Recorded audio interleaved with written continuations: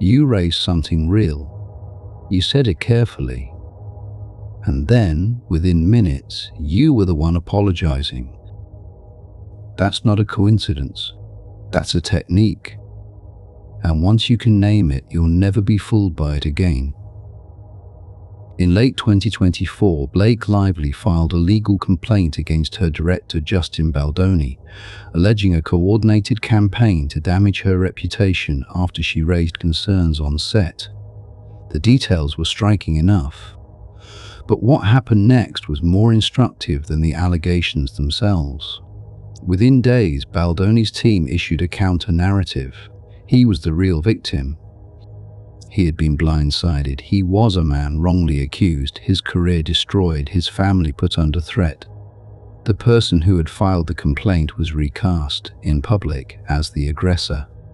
The person named in the complaint was recast as the wounded one. If you watch closely, you weren't watching a dispute. You were watching a playbook unfold in real time. That playbook has a name.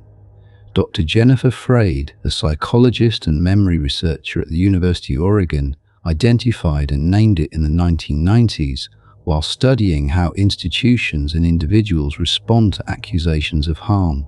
She called it DARVO: deny, attack, reverse, victim, and offender. 3 moves, almost always in that order, almost always escalating in speed and force. The accused person denies the behavior, then attacks the credibility, motives, or character of the person who raised it, then repositions themselves as the one who has truly suffered. Freyd's research showed this wasn't random defensiveness, it was a coherent pattern and a remarkably effective one. Here's what makes it so disorienting. DARVO doesn't win by being logical, it wins by being fast. By the time you've steadied yourself after the denial, the attack has already arrived. By the time you've tried to defend your own motives, the narrative has already flipped. You're no longer the person who raised a concern, you're the person who caused a problem. The accused has become the aggrieved. And you're standing there, genuinely unsure of what just happened. You already know this feeling, not from a courtroom, from a kitchen, or a conference room, or a message thread that kept going long after it should have ended. You told someone they crossed a line, and they came back harder than you expected, louder than the situation called for, and somehow more hurt than you. You remember sitting with that afterwards, wondering if you'd framed it wrong, if you'd been too harsh, if you were somehow the difficult one here. That confusion isn't weakness, it's the intended effect. Picture a woman, call her a project manager on a team of 12, a Tuesday afternoon, her laptop open on a performance review she'd been dreading writing. Her manager has been taking credit for her work in meetings for 6 months. She finally says something. She picks the words carefully. She waits for the right moment. And her manager's face changes, not into guilt, but into something that looks like genuine hurt. He says he can't believe she'd see it that way. He says he spent months advocating for her behind closed doors. He says he feels blindsided. He says quietly that this kind of accusation could really damage things. And she watches the conversation turn. She came in holding a grievance. She leaves holding an apology. This is what DARVO does at the interpersonal level. It doesn't need lawyers or press releases. It needs only a fast enough pivot and a person who genuinely doesn't want to cause harm. That second part is important. DARVO works best on people with conscience. If you didn't care about being fair, you wouldn't wobble when someone claims you've been unfair. Your decency is exactly what gets weaponized. The moment you start asking yourself whether you were too harsh, the technique has already worked. Freyd's research also found something that cuts deeper. In studies on institutional betrayal and interpersonal harm, DARVO didn't just confuse the people it was used against, it confused outside observers too. Witnesses who watched DARVO interactions rated the person doing it as less culpable and rated the person who raised the concern as more aggressive, even when the content of the original complaint was legitimate. The flip works on audiences, not just targets, which is why, when it happens in public, it can be almost impossible to watch clearly without a frame for what you're seeing. Most people who say they've let go of a moment like that have only gotten tired of carrying it. They didn't resolve what happened, they just stopped having the energy to argue with the version of events that replaced their own. So let's break it down so you can see it the moment it starts. The first move is the denial. Not just a disagreement. A firm, often indignant refusal of the premise. It tends to come with language like, "That never happened, that's not how it was, you're misremembering, you're taking it out of context."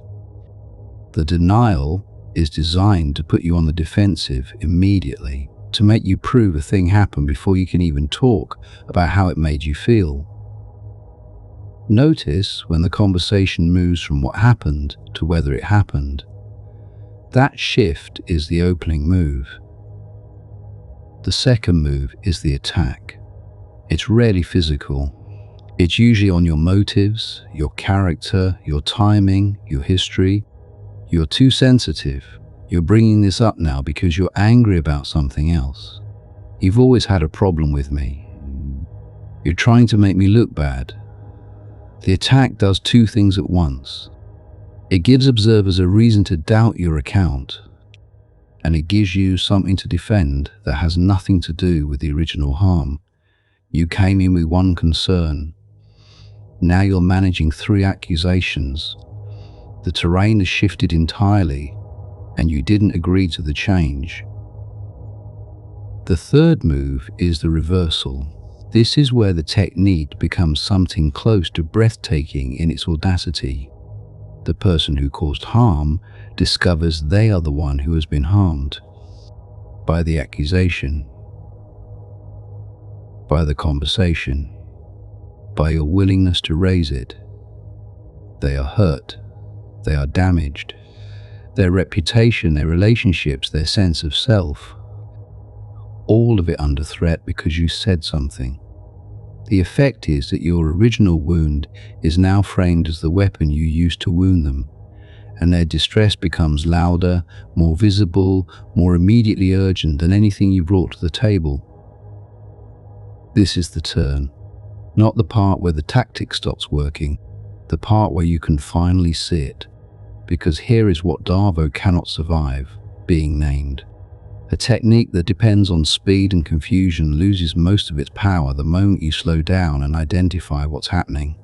You don't have to say it out loud. You don't have to name it to the person doing it.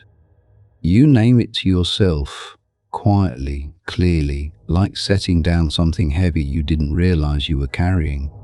What's happening here is not a conversation about what I did. It's a maneuver to make me forget what they did. Once you have the name, you can hold your own account of events, not aggressively, not performatively, just firmly. This is what Epictetus, the Stoic philosopher who had more reason than most to understand the difference between what others do and what we control, kept returning to in his teaching, the capacity to see a thing clearly and not be moved from that clear seeing by someone else's insistence. He didn't call it stubbornness. He called it the work of a rational person, the work of someone who has examined the situation and knows what they found. DARVO depends on you abandoning that. It needs you to replace your clear account with a foggy one. Don't. Here's what that looks like practically. When the denial comes, you don't have to argue. You can simply say, "I understand we remember it differently." When the attack comes, you don't have to defend against every charge.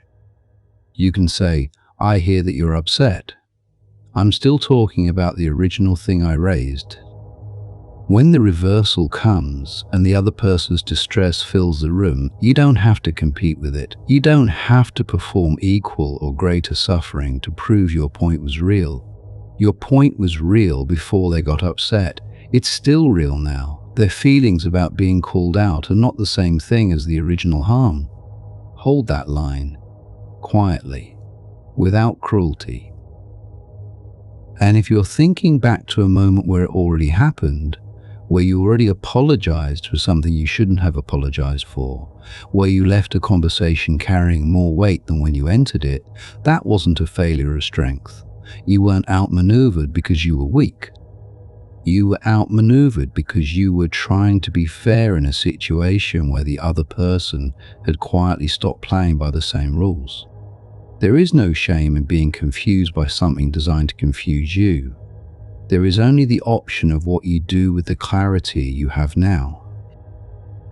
The next time someone denies what you know happened, comes for your character, and then presents themselves as the injured party, you'll feel something different. Not victory, not contempt. Something quieter and more stable than either of those. You'll feel the ground under your feet. You'll know what's happening. You'll know the name for it. And that name is the one thing they were counting on you not having. Tonight, if something from the past few weeks is still circling, ask yourself one question. Did the conversation start with a concern you raised and end with you managing theirs? If it did, you weren't the aggressor. You were the target of a reversal. Hold your account of what happened, not as a grievance to carry, as a fact to keep. You're someone who can now see the move before it lands.